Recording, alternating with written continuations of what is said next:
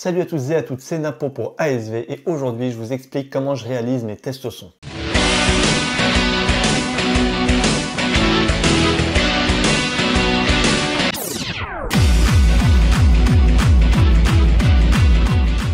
Pour que les tests son soient pertinents, il faut absolument que vous puissiez les comparer à quelque chose. Le principe des tests n'a d'intérêt que s'il est comparé à quelque chose. Un test tout seul ne vaut absolument rien. Vous êtes pas mal à m'avoir conseillé des outils de mesure, par exemple un micro de calibration audio ou encore un dBmètre. Mais le souci des appareils de mesure, je trouve dans un premier temps, c'est déjà le prix pour moi, parce que c'est pas donné. Et deuxièmement, ça parle pas forcément à tout le monde.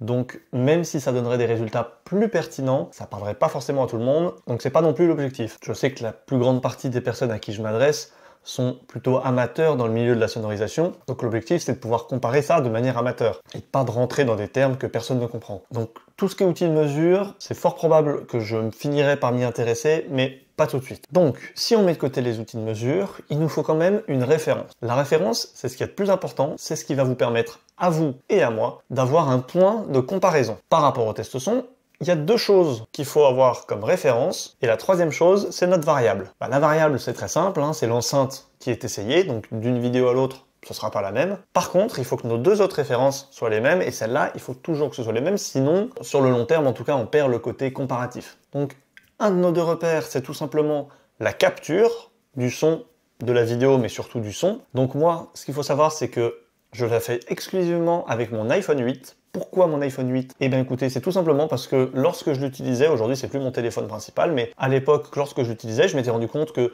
en soirée, en festival, à chaque fois que j'avais dû tourner une vidéo et qu'il y avait de la musique, je me suis toujours trouvé en réécoutant, en re-regardant ces vidéos, que le rendu audio, la captation audio était vraiment hyper bien, et même en concert, quand le volume était très élevé, que beaucoup de téléphones saturaient, et ben je trouve que cet iPhone fait un super rendu qui justement ne va pas saturer, donc ça veut dire qu'il y a quand même une atténuation du volume sonore, sans pour autant perdre la qualité audio, et sans trop déformer le rendu sonore. Et c'est ça que finalement j'ai beaucoup aimé, c'est pour ça que je choisis de l'utiliser. Donc ça, c'est ce qui concerne la captation. Ensuite, la deuxième chose qui est très importante, c'est le fichier source, le fichier audio qui va être écouté. Parce que si je vous mets un morceau de techno et qu'après, dans le test son d'après, je vous mets un morceau de drum and bass, bon, on va pas pouvoir comparer en fait avec deux choses qui sont différentes. Certes, l'enceinte est différente, mais vous écoutez de la drum and bass, de la trance, de la techno, ce que vous voulez, bon.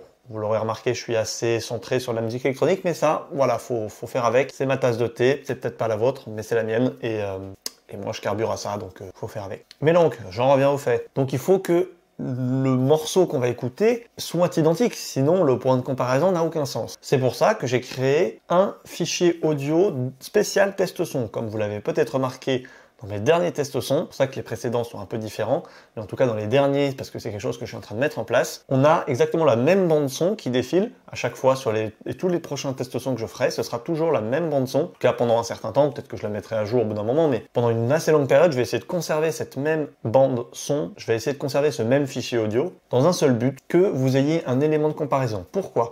Parce que ce fichier audio, je l'ai également mis sur ma chaîne YouTube, donc vous pouvez le retrouver sur ma chaîne YouTube, et si vous ne l'aviez pas encore vu ou écouté, vous pouvez tout simplement le retrouver dans la description, je vous ai mis le lien. Donc l'objectif de ce fichier audio pour vous, c'est que vous puissiez l'écouter chez vous, que ce soit avec vos écouteurs, avec un casque, ou sur une enceinte quelconque, l'enceinte du salon des parents, l'enceinte Bluetooth que vous avez, bref, vous puissiez l'écouter chez vous, pour voir ce que ça rend avec votre écoute. Alors évidemment, si vous l'écoutez avec un casque dans votre lit, globalement, c'est là que vous aurez l'écoute la plus fidèle, à peu près. Mais si vous l'écoutez sur une autre enceinte, ça vous permet de comparer. Ce qui va être intéressant, c'est qu'en l'écoutant chez vous, vous allez pouvoir comparer avec l'enregistrement que moi j'ai fait. Et en termes d'écoute du spectre audio, écoutez s'il y a plus d'aigus, plus de basses, ça, c'est quelque chose que vous allez pouvoir comparer parce que vous pouvez l'écouter chez vous.